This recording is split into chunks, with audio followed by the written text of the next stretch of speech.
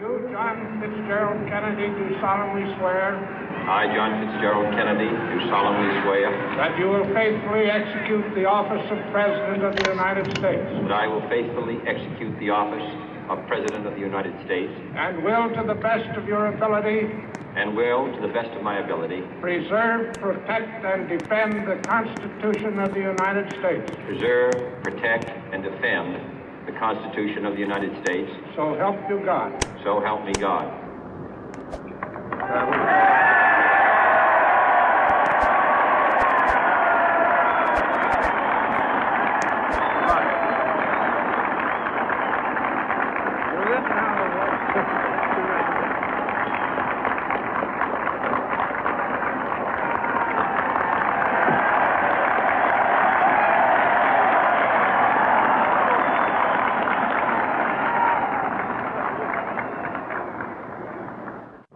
Vice President Johnson, Mr. Speaker, Mr. Chief Justice, President Eisenhower, Vice President Nixon, President Truman, Reverend clergy, fellow citizens. We observe today not a victory of party, but a celebration of freedom, symbolizing an end as well as a beginning, signifying renewal as well as change. For I have sworn before you and Almighty God the same solemn oath our forebears prescribed nearly a century and 3/4 ago. The world is very different now, for man holds in his mortal hands the power to abolish all forms of human poverty and all forms of human life. And yet the same revolutionary beliefs for which our forebears fought are still at issue around the globe. The belief that the rights of man come not from the generosity of the state, but from the hand of God. We dare not forget today that we are the heirs of that first revolution.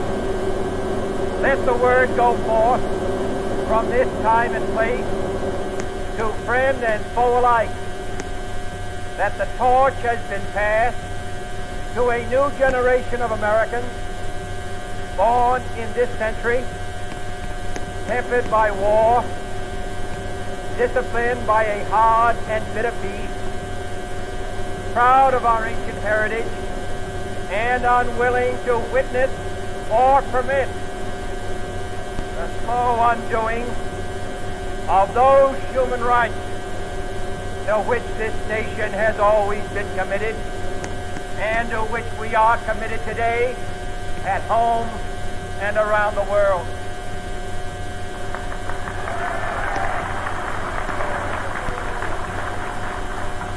Let every nation know, whether it wishes us well or ill, that we shall pay any price, bear any burden, meet any hardship, support any friend, oppose any foe to assure the survival and the success of liberty.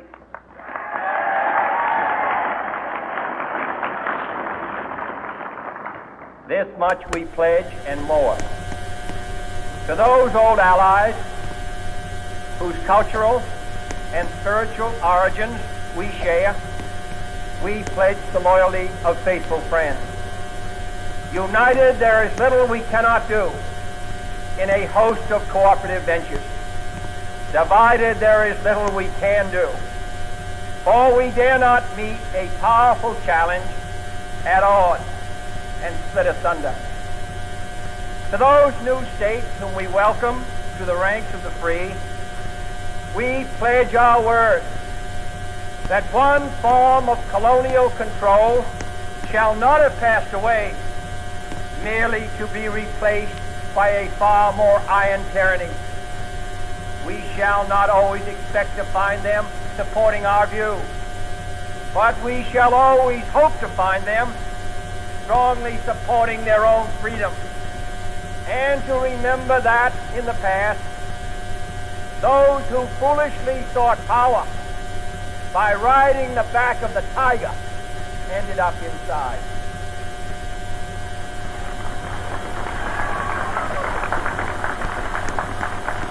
To those people in the huts and villages of half the globe struggling to break the bonds of mass misery, we pledge our best efforts to help them help themselves for whatever period is required, not because the communists may be doing it, not because we seek their vote, but because it is right. If a free society cannot help the many who are poor, it cannot save the few who are rich.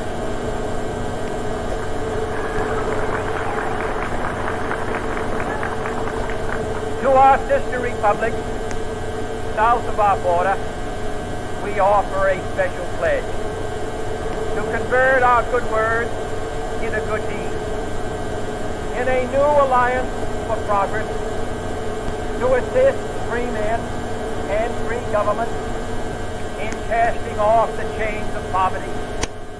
But this peaceful revolution of hope cannot become the prey of hostile powers. Let all our neighbors know that we shall join with them to oppose aggression or subversion anywhere in the Americas. And let every other power know that this hemisphere intends to remain the master of its own house.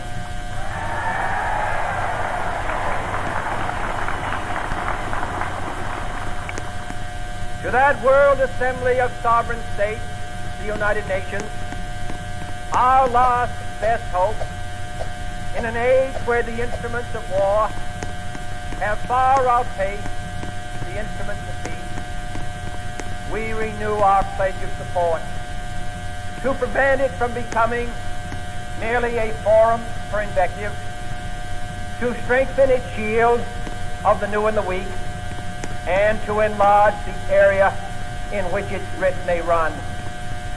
Finally, to those nations who would make themselves our adversary, we offer not a pledge, but a request that both sides begin anew the quest for peace.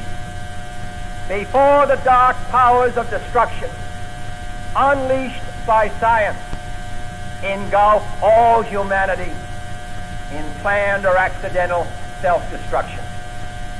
We dare not tempt them with weakness, for only when our arms are sufficient beyond doubt can we be certain beyond doubt that they will never be employed. But neither can two great and powerful groups of nations take comfort from our present course